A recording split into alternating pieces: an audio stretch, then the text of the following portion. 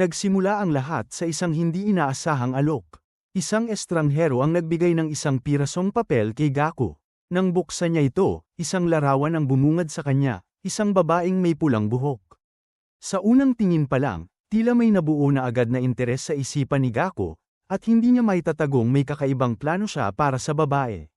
Sa sumunod na eksena, nakita ang pagtatalo ni Yoshino at ng lalaking kasama niya.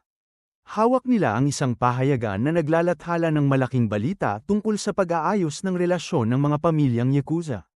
Ngunit ang totoong ikinagagalit ni Yoshino ay hindi ang balita mismo, kundi ang implikasyon ng arranged marriage na nakasaad sa artikulo. Hindi siya makapaniwalang siya ang napiling ipakasal sa apo ng kabilang panig. Sinubukan siyang pakalmeyan ng lalaki na tila siya mismo ang nasa likod ng pakana. Ngunit para kay Yoshino, isa itong malaking insulto at kalokohan. Sinubukan niyang itanggi ang lahat, iginiit na wala siyang alam at hindi siya papayag sa ganitong tradisyon. Makalipas ang ilang sandali, naglakbay si Yoshino patungong Tokyo. Pagdating sa harap ng malaking bahay ng pamilya Miyama, kitang-kita ang gulat sa kanyang mukha. Pagpasok sa loob, sinalubong siya ni Gaku Miyama. Sa bawat hakbang nito, ramdam ang awtoridad. Hindi makapaniwala si Yoshino na ang lalaking nasa harap niya ay isang magalang at gwapong binata. Nawala ang kanyang pagiging matapang sa isang saglit, napalitan ito ng pagkamangha. Ngunit hindi nagtagal, bumalik ang tensyon. Ipinakilala ni Gaku ang kanyang sarili, at sa paraan ng kanyang pagsasalita, tila may itinatago siyang mas malalim na motibo. Ipinakita niya ang bahay kay Yoshino, ipinagmalaki ang inihandang silid para sa kanya. Sa kabila ng lahat, nananatiling nag-aalinlangan si Yoshino kung dapat ba siyang magtiwala. Sa loob ng silid, nagkaroon sila ng seryosong usapan. Ipinaliwanag ni Gaku ang rason kung bakit kailangan nilang magsagawa ng ganitong kasunduan. Para sa kanya, ito ay para sa ikabubuti ng kanilang mga pamilya, ngunit para kay Yoshino, isa itong pagkakakulong sa isang buhay na hindi niya pinili. Lumipas ang mga araw, nagsimulang pumasok si Yoshino sa paaralan. Dito, sinubukan niyang magbagong anyo at maging isang ordinaryong estudyante, ngunit mahirap itago ang katotohanang may kinalaman siya sa mundo ng Yakuza. Habang naglalakad sa hallway, ramdam niya ang mga mata ng ibang estudyante na nakatitig sa kanya. Sa sumunod na eksena, muling nagpakita si Gaku, na tila sinusundan ang bawat galaw ni Yoshino.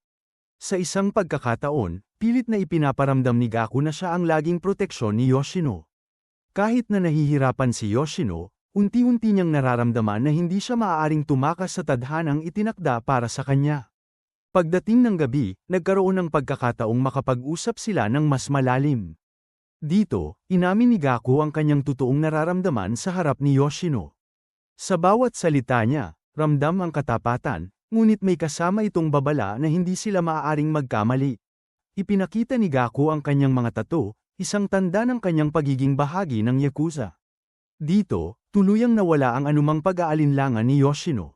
Alam na niya kung sino talaga ang taong nasa harap niya. Pagkatapos nito, ang boses ni Gaku sa telepono ay nagbigay ng isang huling bilin kay Yoshino. Sa bawat salita, ramdam ang bigat ng obligasyon. Hindi na siya makakatakas, at kailangan niyang tanggapin ang katotohanan ng kanyang buhay, kahit na ito ay nangangahulugang isakripisyo ang kanyang kalayaan. Dito, makikitang nagmamadaling naglalakad ang bida, habang maingat na binabantayan ang kanyang paligid. Kaya sinubukan niyang umupo sa isang bench para kumain ng tanghalian ng payapa.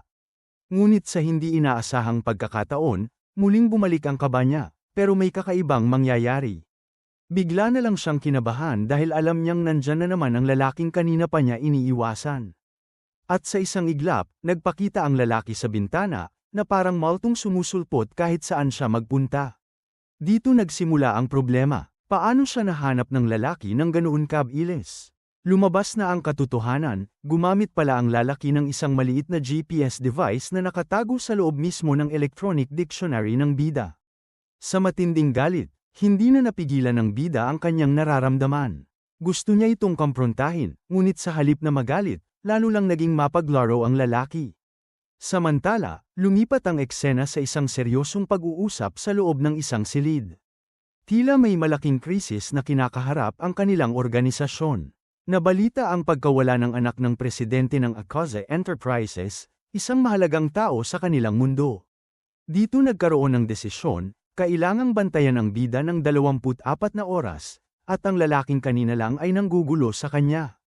Siya mismo ang naatasang maging bantay nito. Sa sumunod na eksena, makikitang naglalakad ang dalawa sa isang pasilyo. Tila hindi pa rin tanggap ng bida ang ideya na kailangan nilang magkasama sa lahat ng oras, lalo na ngayong may kailangan pa silang hapunan na pagpupuntahan.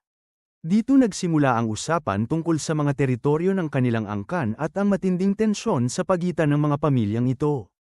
Pagdating nila sa kainan, hindi pa rin humuhupa ang inis ng bida.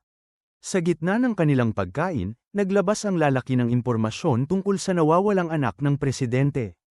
Ipinakita niya ang litrato ng babaeng nagngangalang Shiori Akaza. May kakaiba sa mga tato nito, mga rosas na mukhang pamilyar sa bida. At hindi lang yun, nagtaka siya kung bakit parang wala lang sa lalaki ang panganib na dala ng ganitong klaseng misyon. Makalipas ang ilang sandali, nagpatuloy ang kanilang pagsisiyasat. Nakita nila ang babaeng nasa litrato sa labas ng isang sikat na club na nagngangalang Nox Tokyo. Hindi na sila nagpatumpik-tumpik pa at pumasok sa loob. Ngunit sa dami ng tao, hindi naging madali ang sitwasyon. Biglang nagbago ang ihip ng hangin. Dito nagsimula ang kaguluhan nang makaharap nila ang mga taong responsable sa mga hindi magandang aktibidad sa club na yun. Hindi na nagdalawang isip pa ang lalaki at mabilis na rumesbak, na ikinagulat ng mga nakapaligid sa kanila. Sa kabila ng gulo, hindi pinalampas ng bida ang pagkakataon na tulungan ang lalaki gamit ang anumang mahahawakan niya.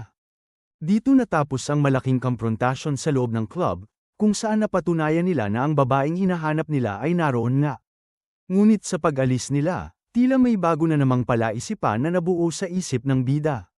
Pagbalik nila sa paaralan, dala na ang resulta ng kanilang nakaraang gabi, muling nagharap ang dalawa.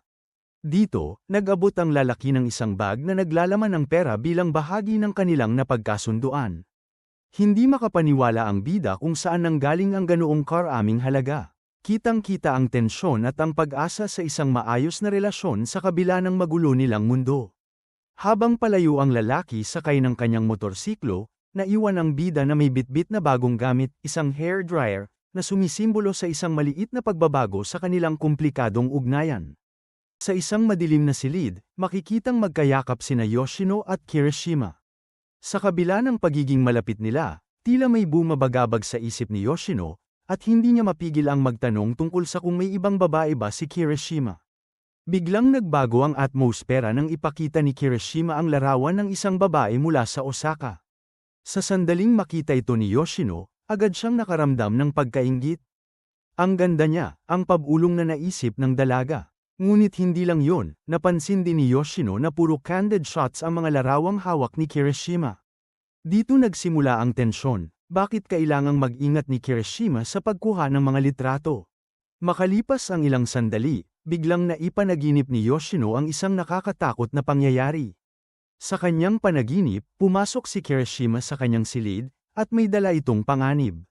Pagkagising, bumungad sa kanya ang isang marahas na realidad, may nakapasok nga sa kanyang silid. Ngunit paano niya nagawa yun kung nakakandado ang lahat? Sa paghahanap ng sagot, hinalughog ni Yoshino ang kusina. Dito nagsimulang uminit ang ulo niya, napagtanto niyang masyado na siyang nasanay sa mga laro ni Kirishima. Hindi na siya natatakot, bagkus ay nagplano na siyang bumili ng armas. Ngunit muli, sa kanyang pagtulog, bumalik si Kirishima. Sa pagkakataong ito, hindi lang basta pumasok ang lalaki, sinimulan pa niyang ayusin ang buhok ni Yoshino habang ito ay tulog. Dito nagdilim ang paningin ni Yoshino at agad niyang kinumpronte si Kirishima gamit ang isang kutsilyo. Sa susunod na mga sandali, habang nakapako ang kutsilyo sa pagitan nila, inamin ni Kirishima na ginamit niya ang aluminum foil para makagawa ng spare key. Walang bahid ng takot sa kanyang mga mata, tila isang laro lang sa kanya ang lahat.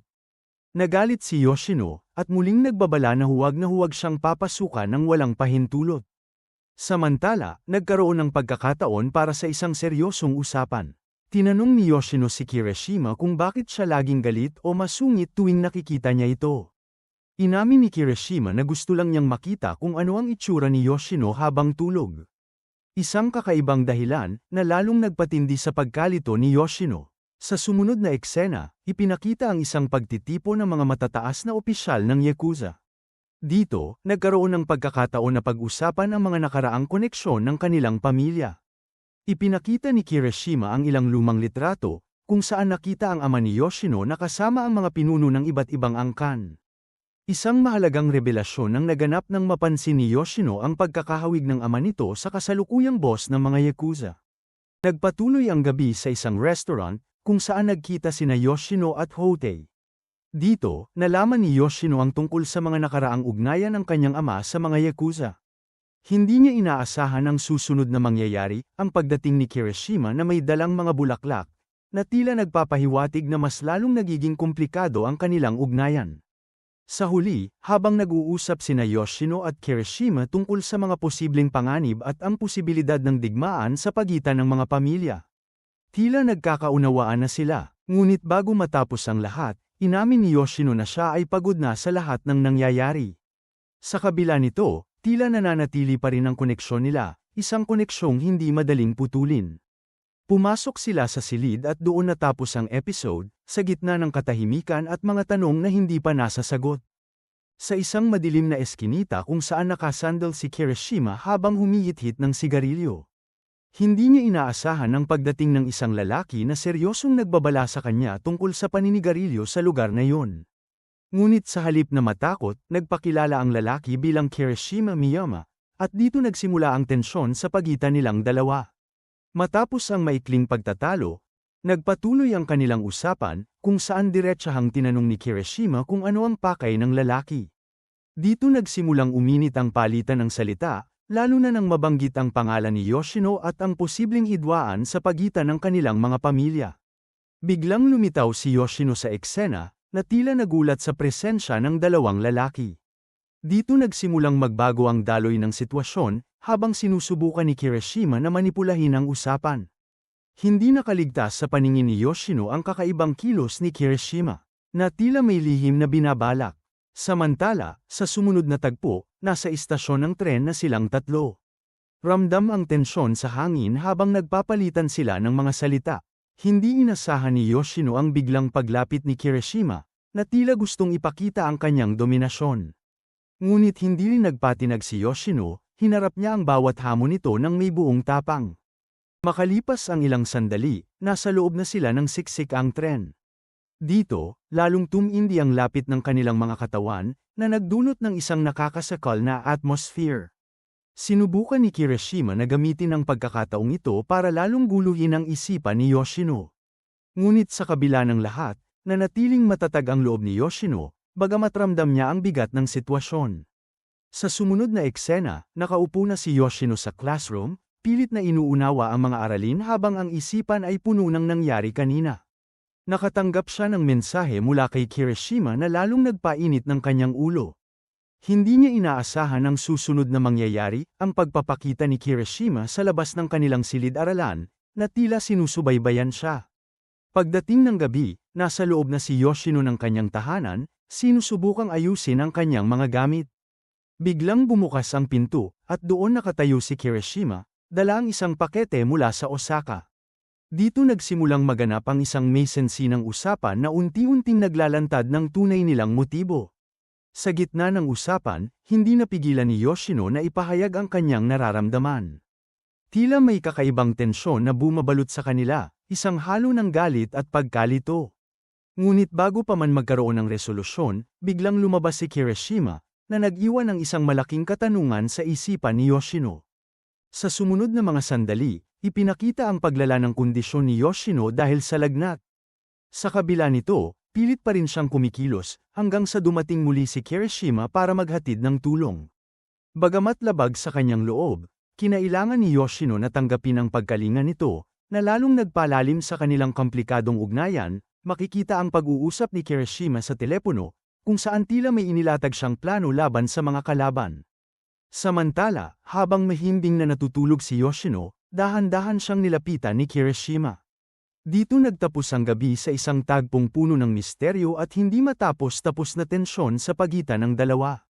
Sa paggising ni Yoshino, na tila galing sa isang masamang karamdaman.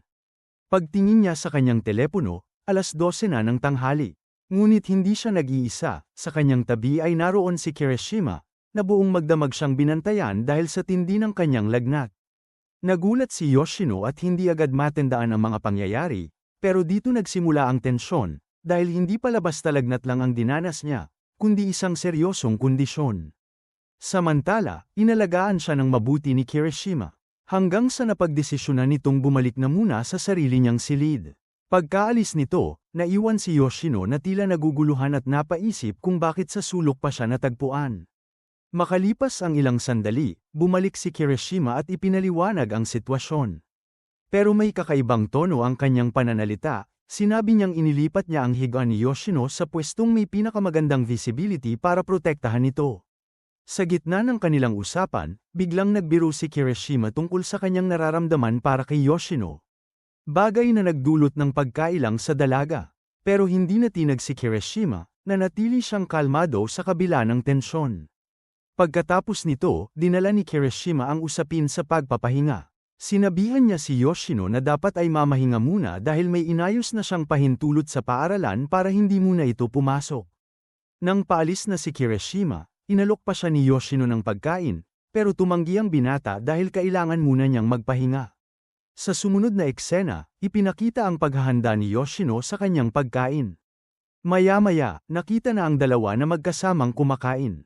Mabilis na lumipas ang oras at nakita na ang mga estudyante sa loob ng classroom, kabilang si Yoshino na tila hirap na sa mga darating na pagsusulit. Dito nagsimula ang problema, pakiramdam niya ay dum na siya sa dami ng kailangang aralin. Sinubukan siyang alukin ni Kirishima ng pagtuturo o tutoring, pero tumanggi si Yoshino. Hindi niya gustong gambalain ng oras ng pag-aaral ng binata. Patuloy ang kanilang pag-uusap tungkol sa pag-aaral, hanggang sa napadako ang usapan sa kanilang kinabukasan. Nabanggit ni Yoshino ang plano niyang pagpunta sa Yokohama para sa mga pagsusulit, na naging dahilan ng panandali ang pagkagulat ni Kirishima. Samantala, sa istasyon ng tren, magkasama na sina Yoshino at Kirishima. Muling nagkaroon ng iringan dahil sa pagsama ni Kirishima, pero hindi pa rin ito natinag. Sa biyahe nila, muling lumalim ang usapan tungkol sa pamilya, partikular na sa komplikadong relasyon ng kanilang mga kamag-anak. Pagdating nila sa destinasyon, sinalubong sila ni Tsubaki. Dito, mas naging tensyonado ang atmosfera dahil sa pagdating ng ikatlong tao. Nag-usap ang dalawang babae, habang si Kirishima naman ay nakikinig lang ng may ngiti. Pero may isang bagay na mali, hindi nagustuhan ni Yoshino ang paraan ng pakikitungo ni Kirishima kay Tsubaki. Makalipas ang ilang sandali, naglakad ang tatlo habang patuloy ang diskusyon. Dinala sila ng pagkakataon sa isang tindahan, kung saan tiningnan nila ang mga sapatos. Nagkaroon ng kaunting pagtatalo sa pagitan nina Yoshino at Kirishima tungkol sa kung ano ang bagay at hindi, hanggang sa humantong sila sa isang kainan. Sa loob ng kainan, ipinagpatuloy nila ang pagkain habang pinag-uusapan ang mga nakaraang kaganapan. Dito, naging bukas na si Kirishima tungkol sa kanyang obserbasyon sa relasyon ng pamilya ni Yoshino. Sa dulo ng kanilang kainan, biglang tumunog ang telepono ni Yoshino. Mula sa tawag na yon, nalaman niyang may nakalimutan siyang mahalagang gamit sa paaralan. Dito nagsimula ang pagmamadali. Sumakay sila ng taxi para mabilis na makabalik, habang bakas sa mukha ni Yoshino ang matinding pag-aalala. Pagdating sa kanilang destinasyon, muling sumulpot ang usapin tungkol sa nakaraan, partikular ang tungkol sa kidney na nakuha ni Yoshino noon. Dito, unti-unting lumabas ang katotohanang may kinalaman ang bawat isa sa kanila sa mga nakaraang lihim. Sa gitna ng usapang ito, ipinakita ni Kirishima ang kanyang pag-aalala, na tila ba may mas malalim siyang dahilan kung bakit siya nakikialam, sa isang eksena sa hardin, kung saan muling nagkaroon ng pagkakataon sina Yoshino at Kirishima na mag-usap ng mas personal. Sa kabila ng mga tensyon, nananatiling magulo ang kanilang relasyon, at hindi pa rin lubos na nagtitiwala si Yoshino sa tunay na motibo ng binata. Sa isang hindi inaasahang tawag sa telepono, habang busy sa pag-aaral si Yoshino, nakatanggap siya ng tawag mula kay Tsubaki. Sa kabilang linya, tila may seryosong ibinabahagi ang kaibigan tungkol kay Kirishima. Ayon kay Tsubaki, nagpunta raw si Kirishima sa Osaka noong 12 anyos ito para hanapin si Yoshino, pero hindi sila nagkita. Dito nagsimulang mag-isip si Yoshino kung ano ba talaga ang totoo, seryoso ba ang nararamdaman ni Kirishima o isa lang itong infatuation. Pero may kakaibang tensyon na bumabalot sa usapan nila, na tila hindi pa tapos ang lahat. Habang naglalakad sa hallway ng school, hindi maalis sa isip ni Yoshino ang mga tanong tungkol kay Kirishima. Nakasalubong niya si Kirishima at napag-usapan nila kung sino ang magbabantay sa campus ngayong summer break. Sa isang iglap, tila naging personal ang usapan nang sabihin ni Kirishima na siya ang bahala, na para bang gusto niyang ipakita na siya lang ang dapat pagkatiwalaan ni Yoshino. Sa sumunod na eksena, makikita ang pag-uusap ni Yoshino at ng kanyang mga kaibigan sa isang party. Dito, tila gumuho ang mundo ng isa sa kanila nang malaman ng mga bali-balitang kumakalat tungkol kay Kirishima. Maraming kwento ng panloloko ang umabot sa pandinig ni Yoshino, na lalong nagpatindi sa kanyang pagdududa. Pero sa gitna ng usapan, biglang dumating si Kirishima. Nakita ng lahat ang kanyang presensya, na nagdulot ng panibagong tensyon sa silid. Hindi ito nagtagal dahil nagdesisyon na rin si Yoshino na magtungo sa Osaka. Habang nasa tren, dama ang init ng panahon at ang bigat ng nostalgia. Pagdating nila, sinalubong sila ng mga tao, pero kitang-kita ang pagiging alerto ni Yoshino sa paligid. Pagkatapos nito, dinala sila ni Kirishima sa isang stall para kumain. Dito, uminom lang siya ng soda at nanigarilyo, na tila hindi apektado sa tensyon. Pero hindi nakaligtas sa paningin ni Yoshino ang mga estrangherong lumapit sa kanila. Sa isang sorpresang pagkakataon, nakilala nila ang mga kakilala ni Kirishima. Dito nagsimula ang problema, nang mapagtanto ni Yoshino na wala siyang alam sa mundo ni Kirishima. Makalipas ang ilang saglit, nakarating na sila sa tutuluyang bahay. Pagpasok nila, agad na naghanap ng mauupuan si Yoshino at tila napagod sa mga pangyayari. Sa loob ng kwarto, nag-usap sila tungkol sa mga gamit ni Yoshino, lalo na ang mga gawang kamay na keychain. Kinuha ito ni Kirishima, na tila may malalim na ibig sabihin. Habang nagpapahinga, may natanggap na text si Kirishima. Sa screen ng cellphone niya, makikita ang mensahe mula kay Shio Tanao. Mukhang may kinalaman ito sa kanyang plano sa Osaka. Hindi ito napansin ni Yoshino, na abala sa sariling iniisip. Sa sumunod na eksena, naglalakad na sila sa gabi sa Osaka. Dama ang lamig ng hangin at ang liwanag ng mga neon lights sa paligid. Habang naglalakad, tila sinusubukan ni Yoshino na basahin ang isip ni Kirishima, pero hindi siya matalo. Pagsapit ng gabi, muling bumalik ang mga alaala ni Yoshino. Sa loob ng hotel room, tila may nangyari na hindi agad maipaliwanag. Habang natutulog, unti-unting lumabas ang katotohanan. Nalaman ni Yoshino ang tungkol sa ugnayan ng pamilya ni Kirishima sa mga taong sangkot sa nakaraan niya. Dito gumuho ang lahat ng kumpiyansa na binuo ni Yoshino. Sa huli, mag-isa si Yoshino sa kama.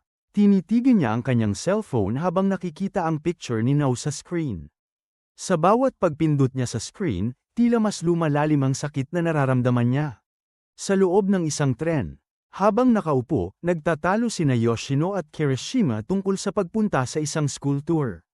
"Wouldn't it have been better if you showed up later instead of coming with me?" Ang tanong ni Yoshino, na halatang ayaw sa kasama. Hindi naman nagpatinag si Kirishima at sumagot, "And that's where you're wrong." Maya-maya, inabot ni Yoshino kay Kirishima ang kanyang mga susi na may kasamang cute na rabbit keychain, bilang paghahanda sa nalalapit nilang paghihiwalay dahil sa pag-uwi ni Yoshino sa Osaka. Makalipas ang ilang sandali, nasa labas na sila ng isang unibersidad. Sa gate, nagpaalam na si Kirishima at sinabing magkikita na lang sila sa susunod na araw para sa isang river cleanup. Tila normal na pamamaalam, pero may itinatago silang mga lihim. Sa ibang bahagi ng campus, nakita ni Yoshino ang isang babaeng nagngangalang Nao. Nag-usap ang dalawa habang naglalakad sa hallway. Dito nagsimulang mabuo ang mga alinlangan ni Yoshino. Ikinwento ni Nao ang tungkol sa nakaraan ni Kirishima at ang madilim na legacy nito. "Some say he started it, some say he was ambushed," ani Nao, habang ikinukwento ang isang madugong laban sa isang dojo. Biglang napahinto si Yoshino, tila may naramdaman siyang panganib. Pagdating ng gabi, nasa loob sila ng isang hotel room. Habang abala si Kirishima sa kanyang tablet, patuloy naman si Yoshino sa pag-check ng kanyang phone. Dito nagsimulang lumalim ang pagdududa ni Yoshino kay Nao. Tinanong niya si Kirishima kung kilala nito ang babae, ngunit nagkibit-balikat lang ang lalaki. Hindi alam ni Yoshino, isa itong maingat na laro ng pagmamanipula. Pagkatapos nito, lumipat ang tagpuan sa isang bar. Dito nagtagpo sina Nao at ang isang lalaki na nagngangalang Ozo. Sa kanilang pag-uusap, nabunyag na hindi pala nagkataon ang lahat. Sinabihan ni Ozu si Nao na imanipula si Yoshino at dalhin ito sa isang lokasyon kung saan magtatagpo ang lahat. You'll be his obedient BTCH for the rest of your life, babala ni Ozu, habang unti-unting gumuho ang mundo ni Nao sa takot. Makalipas ang ilang saglit, nasa isang aquarium sina Kirishima at Yoshino. Tahimik silang naglalakad habang pinagmamasdan ang mga isda. Pero habang tumatagal, nagiging personal na ang kanilang mga tanong. Tinanong ni Yoshino ang tungkol sa mga ex-girlfriend ni Kirishima, na agad namang sinagot ng lalaki ng mga kwentong tila hango sa isang teleserye. It's not like I plan on marrying you, matapang na pahayag ni Yoshino. Sa kalagitnaan ng kanilang pag-uusap, biglang lumapit ang kanilang mga mukha sa isa't isa, halos magdampi na ang kanilang mga labi. Ngunit biglang nagring ang phone ni Yoshino, na naging dahilan ng kanilang paglayo. Ang sandaling yun ay nabahira ng pagkadismaya. Samantala, sa isang istasyon ng tren, may kausap sa telepono si Kirishima. Tila may urgent na business sa Osaka. Sa kabilang linya, si Yoshino ay nasa loob na ng kanyang silid, hawak ang isang bote ng gamot. He's in Osaka, ang sabi niya sa kausap. Dito nagsimulang magbago ang lahat. Binalika ni Kirishima ang kanyang phone at nakita ang isang mensahe. Sa sumunod na eksena, magkahiwalay na silang dalawa. Pero parehong nakakaramdam na may hindi tama. Pagdating sa hotel, nagharap na muli sina Kirishima at Yoshino. Sa pagkakataong ito, hindi na sila nagbibiro. Ipinakita ni Kirishima ang hawak niyang impormasyon tungkol sa mga nakaraang pagkakamali ni Yoshino. I already knew that, mahinahong sabi ni Kirishima. Pero hindi doon natapos ang tensyon, ramdam ang banta sa bawat salita. Nagpatuloy ang kanilang mainit na diskusyon tungkol sa mga manipulasyon na naganap. Sa bawat sagot ni Yoshino, tila mas lalong nababaon ang kanyang sarili sa mga kasinungalingan. You're being exploited by him, ani Kirishima, habang unti-unting nililinaw ang mga totoong pangyayari sa likod ng mga eksena. Samantala makikita ang apat na lalaki na nag-iinuman sa isang rooftop bar. Tila mainit ang tensyon sa pagitan nila. Lalo na nang magsimulang magtanong ang isa sa kanila tungkol kay Miyama. Hindi nagustuhan ng isa ang tono ng kausap kaya nauwi ito sa bahagyang bangayan. Ngunit dito nagsimula ang problema, sa kabila ng tensyon, mukhang may hinihintay silang mahalaga. Maya-maya, binalaan sila ng lalaking nakasuot ng suit na hindi na magpapakita si Miyama, at kung hindi nila gusto ang naririnig ay maaari na silang umuwi sa Tokyo. Dito uminit ang ulo ng isa sa kanila. Ngunit mabilis itong pinatigil ng lalaki sa suit. Sinabi niyang siya ang gumagastos sa lahat, kaya dapat lang na makinig sila. Sa sumunod na eksena, iniwan nila ang bar.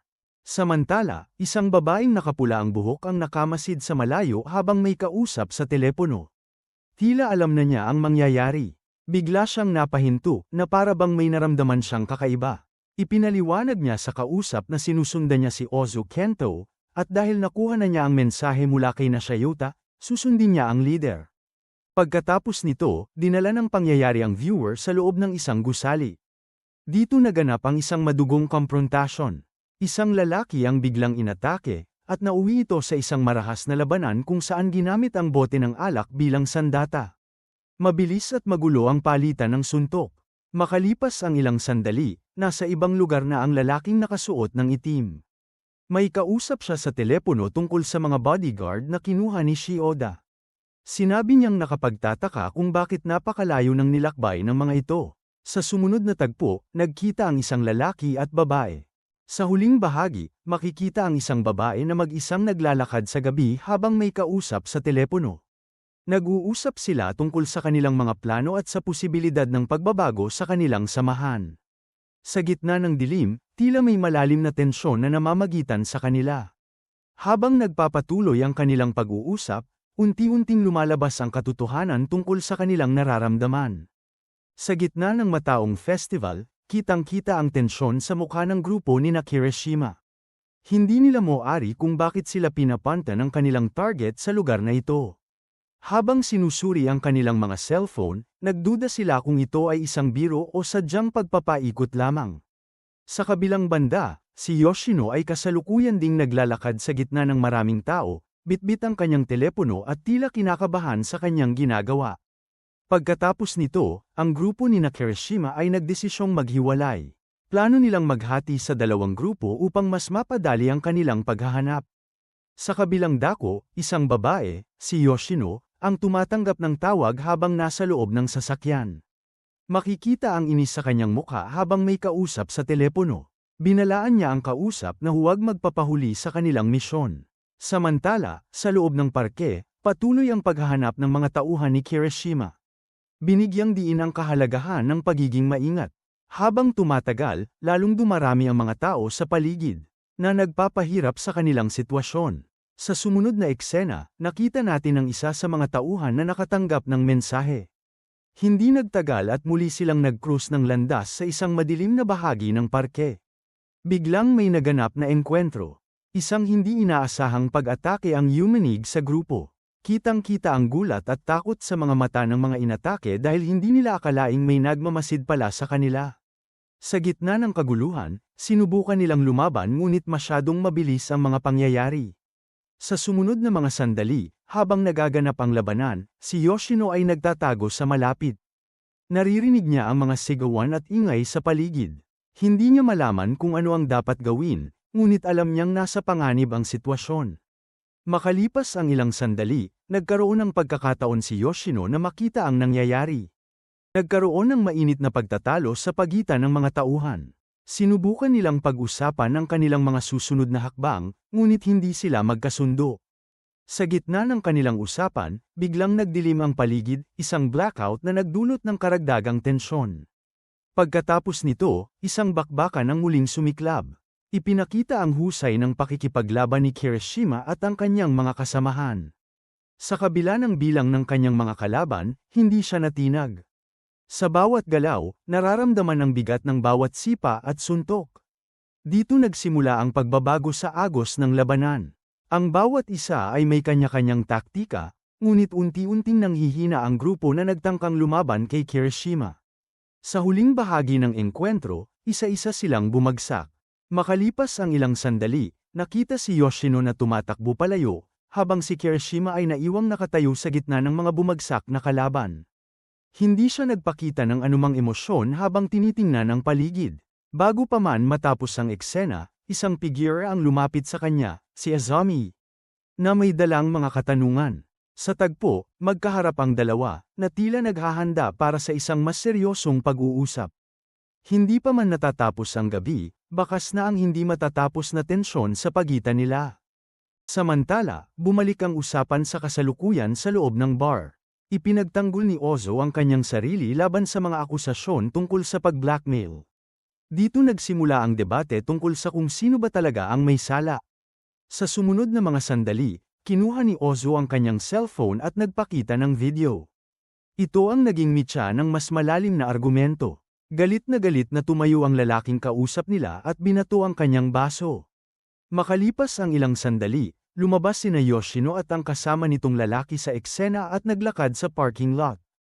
Habang naglalakad, may kakaibang tensyon sa pagitan nilang dalawa. Biglang lumabas ang isang maliit na sasakyan na tinatawag na mini truck. Pagkatapos nito, nagpatuloy ang kanilang usapan sa parking lot tungkol sa mga nakaraang pangyayari at sa pagkakakilanlan ng mga sangkot na tao. Hindi inaasahan ni Yoshino ang nalaman niyang impormasyon tungkol sa kinaroroonan ng kanilang mga kalaban. Sa sumunod na eksena, makikitang naglalakad ang dalawa sa daan. Habang naglalakad, may sinabi ang lalaki tungkol sa kinaroroonan ni Yoshino at sa mga nakita nito. Dito muling naging seryoso ang kanilang pag-uusap. Makalipas ang ilang sandali, habang nagpapatuloy sila sa paglalakad, biglang huminto ang lalaki. Hinawakan niya ang buhok ni Yoshino at tinitigan ito ng malalim. Dito, tila may nagbago sa daloy ng kanilang usapan. Samantala, habang magkaharap sila, sinubukan ni Yoshino na alamin ang tunay na nararamdaman ng lalaki. Ngunit, hindi agad ito nagbigay ng diretsyong sagot. Pagkatapos nito, nagkaroon sila ng kasunduan tungkol sa isang laro ng rock, paper, scissors, para tapusin ang kanilang hindi pagkakaunawaan. Ang bawat round ay nagpapakita ng kanilang tensyon. Sa huli, makikitang nagtatapos na ang kanilang pag-uusap. Pagkatapos ng laro, magkahiwalay na silang umalis sa lugar, habang iniiwan ang tanong kung ano na nga ba ang susunod na mangyayari sa kanilang relasyon. Sa isang funeral ceremony kung saan kasama ni Kirishima ang kanyang pamilya sa harap ng puntod ng pamilya Somei. Habang nagdarasal ang mga dumalo, nagtaka si Yoshino kung tunay ngang uminom ng sake ang kanyang lolo noong nabubuhay pa ito. Mabilis na sumagot si Kirishima na hindi raw ito uminom dahil takot ito sa hangover, at idinagdag pang mas duwag pa ito kaysa kay Yoshino. Nagpatuloy ang pag-uusap nila habang nakatayo sa harap ng puntod, kung saan binanggit ni Kirishima ang edad ng lolo ni Yoshino noong mamatay ito. Na nagdulot ng kaunting pag-aalala kay Yoshino dahil sa kanyang edad. Sa eksenang ito, kapansin-pansin ang make-up ni Yoshino na naging paksa ng komento ni Kirishima, na ikinainis naman ng dalaga. Pagkatapos ng opening, ipinakita ang paglalakad ni Yoshino at ng isa niyang kasama sa ilalim ng ulan. Napag-usapan nila kung gaano kalapit ang pagkakataong malaman ng lolo ni Yoshino ang tungkol sa mga gallows nito. Sa kabutihang palad, ayon kay Yoshino, maayos na ang kanyang mukha at may nakita na siyang dentista na gagawa sa kanyang sirang ngipin. Sa sumunod na eksena, nag-alok si Kirishima na bitbitin ang bag ni Yoshino, na tinanggap naman ito ng may pag-aalinlangan. Lumitaw ang kaibigan ni Yoshino at nagbabala na mag-ingat sila dahil baka mabasa ng Renji ang kanilang mga kilos. Samantala, sa isang shower scene, ipinakita ang pagtatagpo ng mga mata ni Tsubaki at Shoma. Tila may tensyon sa kanilang pagitan, na sinundan ng isang eksena kung saan tinapak ni Kirishima ang mukha ni Yoshino, dahilan para magkaroon nito ng maliit na sugat sa paligid ng mata. Agad namang sinugod ni Yoshino si Kirishima bilang ganti. Habang nagaganap ang isang barbecue party, nagpakilala si Kirishima sa iba pang mga tao roon. Tila hindi mapakali si Yoshino sa mga sinasabi ni Kirishima tungkol sa kanya sa harap ng ibang tao. Hindi nagtagal, dumating si Tsubaki at humingi ng paumanhin sa kanyang pagkahuli. Sinabihan siya ni Kirishima na huwag na itong isipin at pumasok na lamang. Maya-maya, nagkaroon ng seryosong pag-uusap sina Kirishima at ang kanyang mga kasamahan sa basement. Sinabi ni Kirishima na may mga personal na galit sa kanya ang ilang tao at kailangan nilang mag-ingat. Sa kabilang banda, ipinakita ang isang eksena kung saan naglalaro ng golf si Kirishima habang kausap ang kanyang mga tauhan. Sa sumunod na tagpo, nagkaroon ng mabilis na sagupaan sa pagitan ni Kirishima at Shoma. Pagkatapos nito, nag-usap silang dalawa at nagkaroon ng hindi pagkakaunawaan na humantong sa pisikal na bakbakan. Kitang-kita ang sugat sa mukha ni Shoma pagkatapos ng sagupaan. Pagkatapos ng labanan, nakita sina Yoshino at ang kanyang kasama na gumagamit ng computer para subaybayan ang kinaroroonan ni Kirishima gamit ang isang GPS. Napagtanto nilang nasa gitna ito ng isang parke. Nagpasya si Yoshino na puntahan ang lugar dala ang isang baseball bat. Sa parke, naganap ang isa pang seryosong sagupaan sa pagitan ni Kirishima at Shoma. Ginamit nila ang mga kagamitang nakuha nila sa kusina. Sa gitna ng labanan, sumugod si Yoshino at hinampas ang mga lalaki ng kanyang bat. Na ikinagulat nilang dalawa. Pagkatapos ng gulo, inasikaso nila ang mga sugat ni Yoshino, samantala makikita ang dalawang magkasintahan na naglalakad sa gabi, nag-uusap tungkol sa kanilang buhay at kung paano nila haharapin ang mga darating na pagsubok. Sa Tokyo sa isang tahimik na tanawin ng tulay, kung saan isang babae ang lumabas ng sasakyan at nagpaalam sa kanyang mga kasama. Pagkatapos ng mahabang biyahe, pagod na siya at nais na lang magpahinga, habang ang mga lalaki naman ay nag-alok na tumulong sa kanyang mga gamit. Bagamat tumanggi ang babae, nagpatuloy pa rin ang kanilang maikling usapan bago sila tuluyang naghiwalay ng landas. Pagkatapos nito, dinala tayo ng kwento sa isang makabuluhang montage. Dito, nakita natin ang iba't ibang tagpo ng dalawang pangunahing karakter. Ang kanilang pagtatalo, paglalakad sa tren, pag-akyat sa hagdan, at maging ang mga sandali ng paglalamang at tensyon.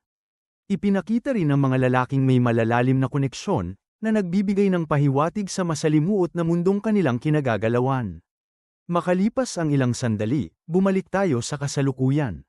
Isang lalaki ang nagtanong sa mga kasama niya kung nakita ba nila si Yoshino, dahil balak niyang dumalo sa summer lessons nito. Sa sumunod na eksena, nakita natin ang pagpasok ni Yoshino sa paaralan. Dumating ang lalaki at binati ito, habang si Yoshino naman ay patuloy na naglalakad. Nag-alok pa rin ang lalaki na eye tutor siya, at kahit na nagpaplano silang kumain ng parfaits, tila may distansya pa rin sa pagitan nila. Sa kanilang paglalakad palabas ng gate, sinalubong sila ng isang kaibigan na nagpahayag ng kanyang pagkagulat sa nakita. Nagbago ang timpla ng sitwasyon nang mapagtanto ng lalaki na hindi pala mag-isang umuwi si Yoshino. Bigla siyang nagpadala ng mensahe, ngunit walang sumasagot. Sa gitna ng gabi, humantong ito sa isang matinding labanan. Samantala, sa isang restaurant, isang babae ang nakikipag-usap sa telepono habang ang mga kasama naman ay nag-iinuman. Tila may hinanakit siya sa nangyayari, habang ang lalaki naman sa kabilang linya ay hindi pa rin makontak ang kanyang target. Matapos ang tawag, bumalik ang lalaki sa harap ng bahay ni Yoshino, bitbit ang pagkain na niluto niya, at pilit na kinakatok ang pinto. Sa sumunod na eksena, makikita ang pag-uusap nila sa loob. Sinubukan ng lalaki na maging malapit sa babae, ngunit tila malamig ang pagtanggap nito. Sa kabila ng lahat, nagpatuloy ang kanilang pag-uusap hanggang sa mapagtanto ng lalaki na ang kanyang nararamdaman ay hindi lamang simpleng pagkagusto. Lumipas ang ilang araw, at naging paksa ng balita ang isang aksidente. Isang dump truck ang bumangga sa isang gusali na ikinagulat ng lahat.